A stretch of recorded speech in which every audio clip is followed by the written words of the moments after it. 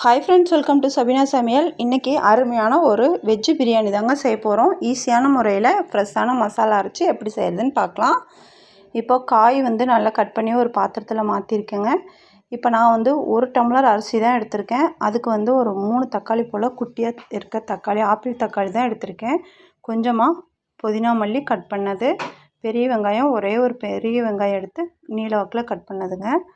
இப்போ இந்த பக்கம் கொஞ்சம் புதினா, கொஞ்சம் மல்லி, ஒரு துண்டு இஞ்சி, சின்ன வெங்காயம் ஒரு 5 சின்ன வெங்காயம், பூண்டு கொஞ்சம், 2 பட்டைத்துண்டு, ஒரு கிராம்பு, ஒரு ஏலக்காய். இவ்வளோ தாங்க இது அரைக்கிறதுக்கு. இப்போ வாங்க எப்படி பண்ணலான்னு பார்க்கலாம். இப்போ ஃபஸ்ட்டு ஒரு மிக்ஸி ஜார் எடுத்தாச்சுங்க. எடுத்துட்டு பூண்டு, மல்லி, புதினா, இஞ்சி, சின்ன வெங்காயம், இப்போ மற்றதெல்லாம் இப்போ நம்ம அரைச்சிக்கலாம். இப்படி அரைச்சி ஒரு டைம் நீங்கள் செஞ்சு பாருங்கள். நல்லா ஃப்ரெஷ்ஷான மசாலா, எந்த பொடியுமே போட வேண்டாங்க. இது மட்டும் போதும். நம்ம எடுத்து வச்சுருக்க பொருளை மட்டும் அரைச்சிக்கலாம்.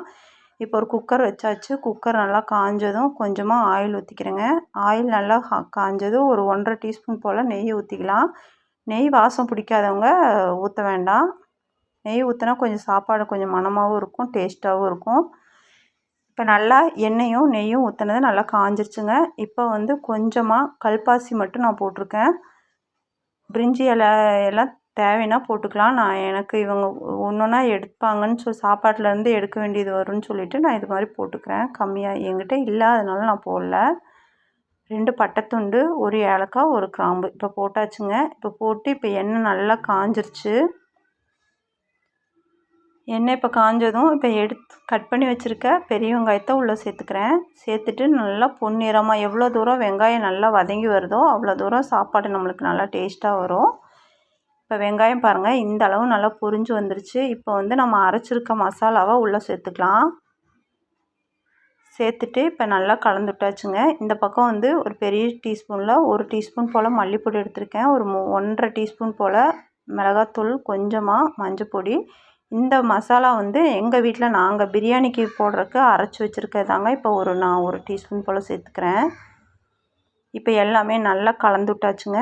நல்லா மசாலா அந்த எண்ணெய் திரிஞ்சு வரும் பாருங்கள், அந்த ஸ்டேஜ் வரைக்கும் இப்போ நல்லா கலந்து விட்டாச்சு. கலந்துவிட்டு இப்போ தக்காளி கட் பண்ணி வச்சுருக்க தக்காளி உள்ளே சேர்த்துக்கலாம். அதோடையே ஒரு 5 பச்சை மிளகா எடுத்திருக்கேன். கொஞ்சமாக புதினா மல்லி. இப்போ இது எல்லாமே நல்லா வதங்கிறதுக்கு கொஞ்சமாக உப்பு சேர்த்துக்கலாம். சேர்த்துட்டு இப்போ நல்லா கிளறி விட்டு ஒரு மூடி போட்டு மூடி வச்சுக்கலாம். ஒரு நிமிஷம் மட்டும். நல்லா தக்காளி நல்லா வதங்கி வரணும். கொஞ்சமாக உப்பு போட்டாச்சுங்க வதங்கிறதுக்கு. பாருங்கள், சூப்பராக நம்மளுக்கு மசாலாவோட எல்லாம் சூப்பராக வதங்கி வந்துருச்சுங்க. இந்த ஸ்டேஜில் கொஞ்சமாக ஒரு 2லேருந்து ஒரு 3 டீஸ்பூன் போல் தயிர் ஊற்றிக்கலாம். தயிர் ஊற்றினா சாப்பாடு கொஞ்சம் நல்லா சாஃப்ட்னஸ் கிடைக்கும், அதனால தான் தயிர் ஊற்றுறது. இப்போ நல்லா கலந்து விட்டாச்சு. கலந்து விட்டுட்டு இப்போ நம்ம காய் கட் பண்ணி வச்சுருக்கேங்க, அந்த காய் உள்ளே சேர்த்துக்கலாம். தனியாக நம்ம காய் பொரியல் பண்ணால் குழந்தைங்க சாப்பிட மாட்டாங்க. இந்த மாதிரி காய் ஜாஸ்தியாகவும் அரிசி கம்மியாகவும் நான் எப்போவுமே இந்த மாதிரி தான் எல்லா காயும் வெட்டி போடுவேன். இதில் உருளைக்கிழங்கு, பட்டாணி, பீன்ஸு, கேரட்டு எல்லாமே இப்போ போட்டிருக்கேங்க. நம்ம இஷ்டம்தான், காலிஃப்ளவர் வேணாலும் சேர்த்துக்கலாம். இப்போ நல்லா காய் இப்போ உள்ளே சேர்த்துனதும் நல்லா கொதிக்க 1 நிமிஷம் மட்டும் நல்லா கொதிக்க விடலாங்க. கொதிக்க விட்டுட்டு தண்ணி நான் இப்போ அளந்து வச்சுருக்கேன். நான் ஒரு 2.5 டம்ளர் எடுத்து வச்சுருக்கேன். 1 டம்ளர் அரிசியும் காயும் இருக்கிறனால, இப்போ நான் சாப்பாட்டு அரிசி எடுத்துருக்கனால 1 டம்ளருக்கு 2 டம்ளர் தண்ணி ஊற்றணும். இப்போ 1/2 டம்ளர் காய் இருக்கனால எக்ஸ்ட்ரா ஊற்றிருக்கேன். இப்போ தேவையான அளவு உப்பு போட்டுக்கலாங்க. போட்டு இப்போ எல்லாம் கலந்து விட்டுக்கலாம். பிரியாணி பொடியெல்லாம் எதுவுமே நான் போட மாட்டேன், இப்படி தான் செய்வோம்.